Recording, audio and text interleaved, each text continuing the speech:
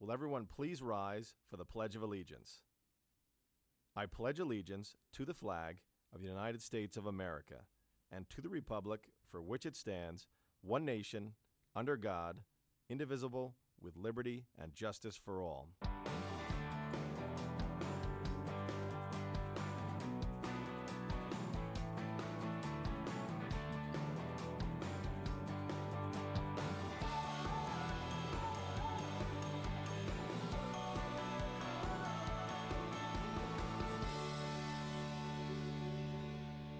Good morning, Morris Hills. Welcome back to another edition of Nighttime in the Morning. Today is Friday, January 24th. I'm Dan Petrie, and here's your news stories for today.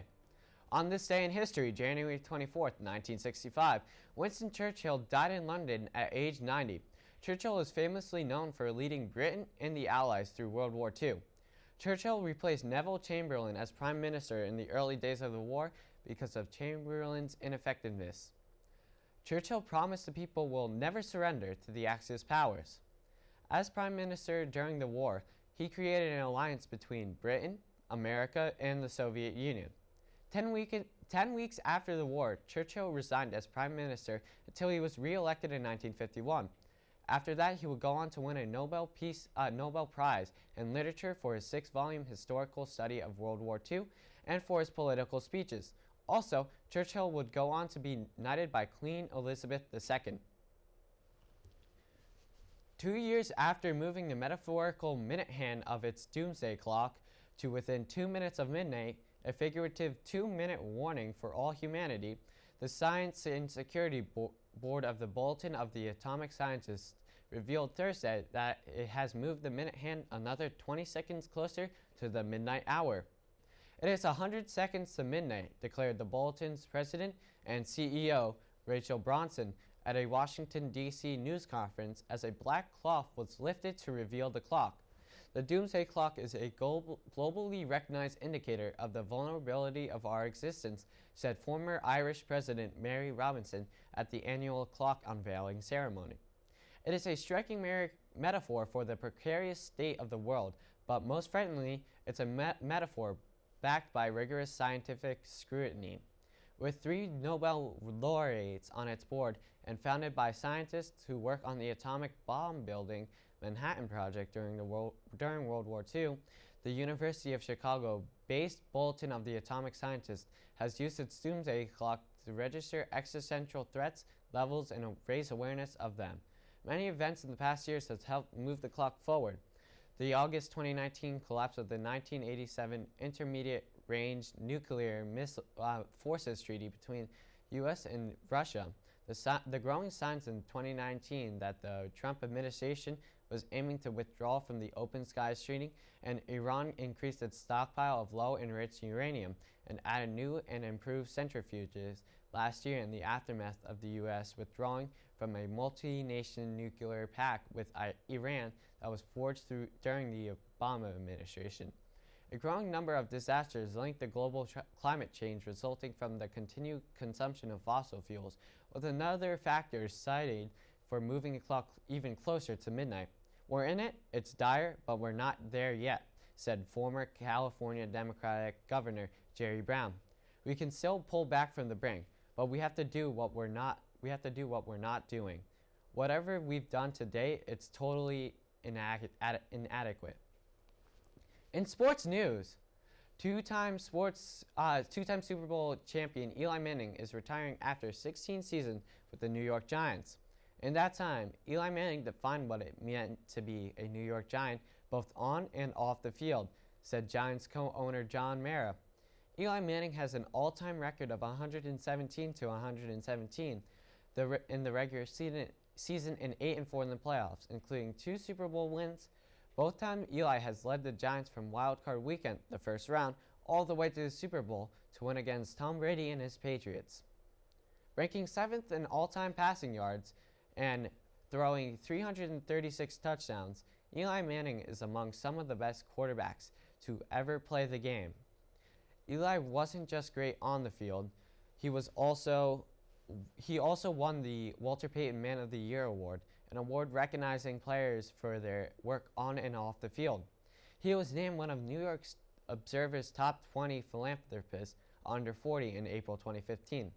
With his efforts in his hometown of New Orleans and after Hurricane Katrina in 2005 being recognized, and Manning has done work with children's charities and helped him to establish construction of the Eli Manning's children's clinics at the Baston Children's Hospital at the University of Mississippi, where he played college football from 2000 to 2003. Over the years, Eli Manning has become an outstanding sportsman as well as an icon of philanthropy in the community. And now for the quote of the day. We would accomplish many more things if we did not think of them as impossible. This was said by the great Vince Lombardi. What he means is, as a person, you can accomplish more if you don't limit yourself to what you think is possible or impossible. And now for your school announcements. On February 4th through February 6th, the Morris Hills Regional District will be offering a free ACT boot camp for all juniors. The boot camp will take place from 3 to 4:30 p.m. at Morris Knolls High School. If you're interested in attending the free 3-day ACT boot camp, please complete the registration portion of the flyer and return it to Dr. Toriel's office by Wednesday, January 29, 2020. Flyers can be found on the school's website. Mr. Morris Hill's DVDs are now ready for purchase. For a $10 donation, you can relive the night. All proceeds go to the MHTV Scholarship Fund. See Mr. Swanwick or Mr. Casper in room 225 for an order form. Congratulations to the JV wrestling team who defeated Pompton Lakes last night to improve 10-5 on the season. Also, congratulations to the varsity wrestling team winning 55-12 last night in their 7th match in a row to improve to 11-3 on the season. The team was led by Nate Batchelder, Carlos Delgado, and Matt Avicetto. Spring sports signups will be held today after school in the auditorium at 3:15 p.m. There will be a late bus available at 4:30 p.m. Any questions? Please stop in the athletic office. Round 1 of the Rocket City Math League will be held Monday, January 27th, right after school in room 116. There will be a session on the standard model of particle physics and Feynman diagrams after school in room number 252 on Monday, January 27th. These topics are modern physics, which is not addressed and currently in our curriculum.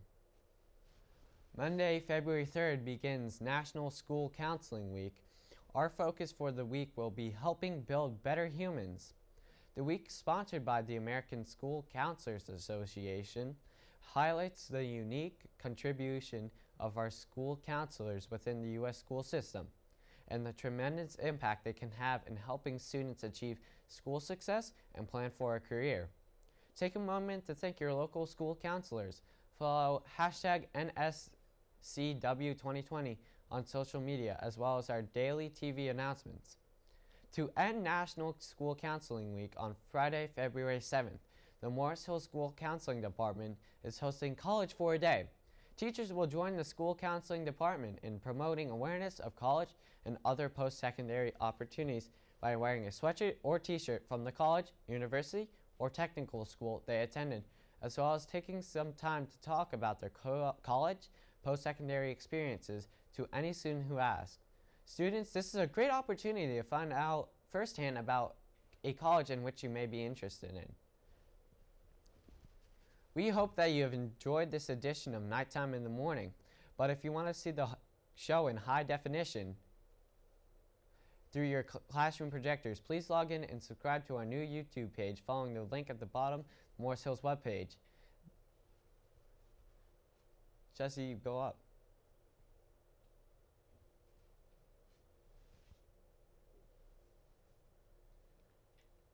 Click the Nighttime in the Morning logo and then the bell on the bottom of the page to be informed of our daily upload.